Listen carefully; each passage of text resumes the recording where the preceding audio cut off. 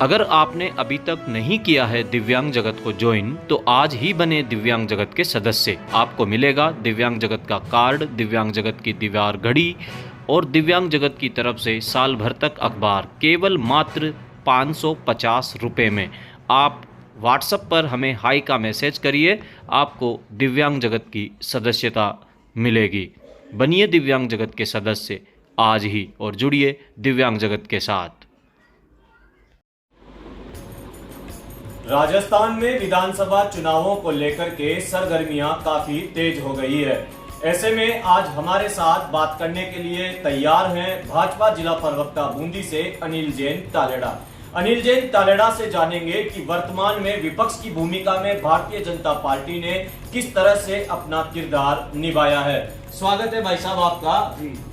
किस तरह से आप विपक्ष की भूमिका को राजस्थान में देखते हैं? देखिए, भारतीय जनता पार्टी ने विपक्ष में रहते हुए जिस तरीके से कांग्रेस के कुशासन के खिलाफ पूरे राजस्थान में जनाक्रोश यात्रा, नहीं सहेगा राजस्थान, परिवर्तन संकल्प यात्रा जैसी अनेक यात्राएं निकाली है और इन यात्राओं के माध्यम से हमने राजस्थान की जनता को यही संदेश दिया है कि जो कांग्रेस के 5 साल में दलितों पर अत्याचार, महिलाओं के साथ बलात्कार, हिंदू धर्म के लोगों के साथ अन्याय, चोरी, डकैती, जिस तरीके के अपराध बढ़े हैं, मुझे लगता है कि पूरे देश में सबसे ज्यादा यदि क्राइम रिकॉर्ड आप देखेंगे तो राजस्थान का मिलेगा और ये पूरे राजस्थान के लिए वो शर्म की बात है। तो जिस तरीके से भारतीय जनता पार्टी ने, हमने कांग्रेस सरकार के खिलाफ संघर्ष किया, लड़ाई लड़ी, पुलिस की लाठियां खाई, अब समय आ गया है कि राजस्थान में परिवर्तन होगा, राजस्थान की जनता परिवर्तन लाएगी और ये एक बिल्कुल आश्वस्त है कि 2023 के आम चुनाव जो लगभग कुछ महीनों बाद होने वाले हैं, भारतीय जनता पार्टी की सरकार बनेगी और राजस्थान में भारतीय जनता पार्टी का मुख्यमंत्री बनेगा। जैसा कि भाई साहब ने बताया, जिस तरह से वर्तमान सरकार, गहलोत सरकार जो थी, जिसने लगातार 4-5 साल तक जो शासन किया है, उस शासन के ऊपर इन्होंने जिस तरीके से ब्रीफ किया है छोटे रूप से कि एक तो पेपर लीक प्रकरण जो लगातार 2018 से चलता रहा है राजस्थान में, हर एक भर्ती कहीं ना कहीं वो उस जगह जाके फंसी जिससे जो बेरोजगार विद्यार्थी थे, जो छात्र थे, उनको न्याय नहीं मिल पाया, नौकरी नहीं मिल पाई। यह भी एक बड़ा अहम मुद्दा राजस्थान में था। तो इस पेपर लीक प्रकरण को आप किस तरह से देखते हैं? देखिए, जिस तरीके से 17 बार पूरे राजस्थान में पेपर लीक हुए, आज तक पूरे देश के इतिहास में ऐसा किसी भी राज्य में नहीं हुआ और मुझे लगता है कि भविष्य में भी नहीं होगा। आरपीएससी का मेंबर बाबूलाल कटारा करोड़ों रुपए की रिश्वत के साथ पकड़ा जाता है, जिसे राजस्थान के मुख्यमंत्री ने मेंबर बनाया है। माध्यमिक शिक्षा बोर्ड का चेयरमैन डीपी जारोली जैसे भ्रष्ट लोग जब इस सरकार के अहम पदों पर बैठे हैं, लोगों को भर्ती करने के लिए बैठे हैं, तो आपने देखा कि जिस तरीके से पेपर लीक में ऐसे भ्रष्ट व्यक्तियों ने राजस्थान के युवाओं के साथ, यहाँ के किसानों के साथ जो अत्याचार किया है, अब राजस्थान का युवा नहीं सहेगा और पेपर लीक होने से कितने युवाओं का भविष्य खराब हुआ है, ये पूरे प्रदेश की जनता ने देखा, ये पूरे प्रदेश की मीडिया ने देखा और ये सब ने देखा।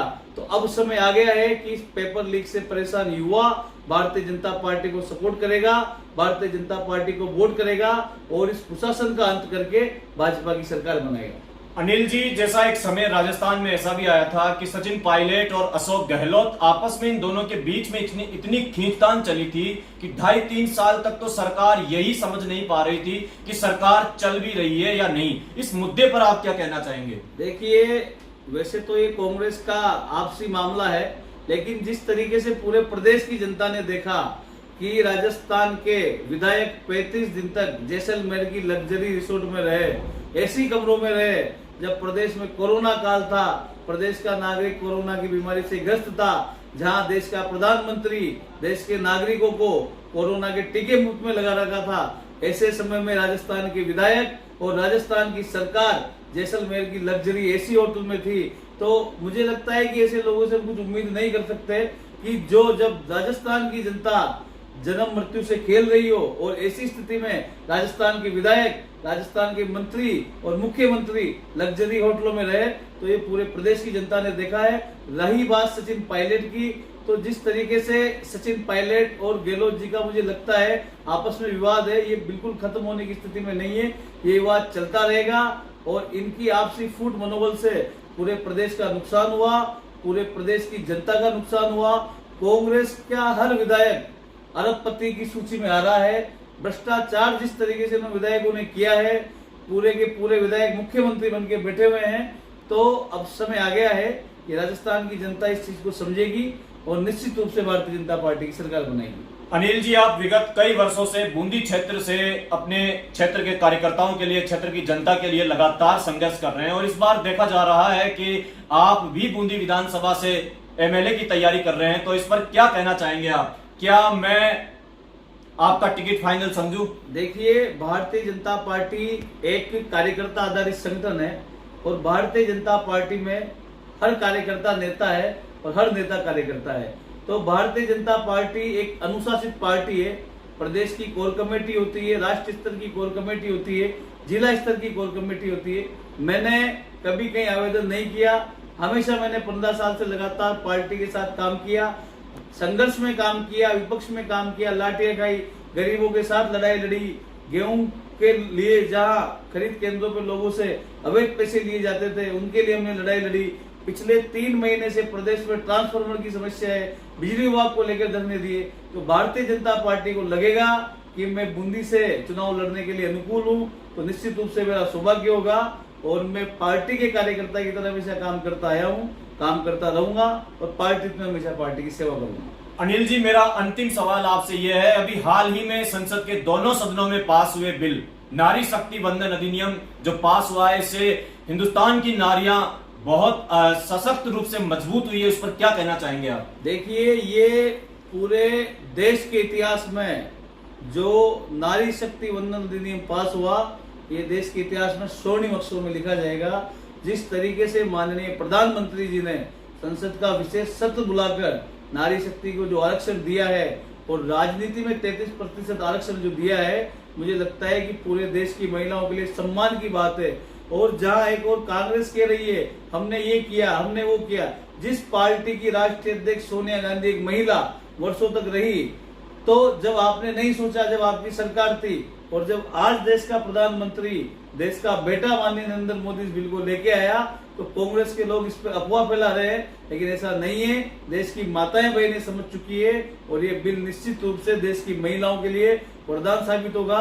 मैं पूरे मातृशक्ति को बधाई देता हूं कि माननीय प्रधानमंत्री जी ने और भारतीय जनता पार्टी के शीर्ष नेतृत्व ने जो ये बिल लोकसभा में पारित करवाया है, ये देश की मातृशक्ति के लिए बहुत अहम योगदान रहेगा। अभी 2 दिन पहले कांग्रेस के राष्ट्रीय अध्यक्ष खड़गे जी और राहुल गांधी जी का जयपुर जो कार्यक्रम था, एक शिलान्यास कार्यक्रम था कांग्रेस कार्यालय का, उस कार्यक्रम में वो आए थे। इस कार्यक्रम को लेकर के आप कुछ कहना चाहेंगे? देखिए, वो कार्यक्रम पूरी मीडिया ने देखा है, पूरे प्रदेश की जनता ने देखा है कि जब मल्लिकार्जुन खड़गे बोल रहे थे तो कांग्रेस कार्यकर्ताओं की पीछे की लगभग 60% कुर्सियां खाली थी और ये कुर्सियों के फोटो भी सोशल मीडिया में चल रहे हैं। तो ये एक तरीके से स्पष्ट है कि मल्लिकार्जुन खड़गे भले कांग्रेस के राष्ट्रीय अध्यक्ष हैं, लेकिन वो गांधी परिवार के रबर स्टाम्प हैं।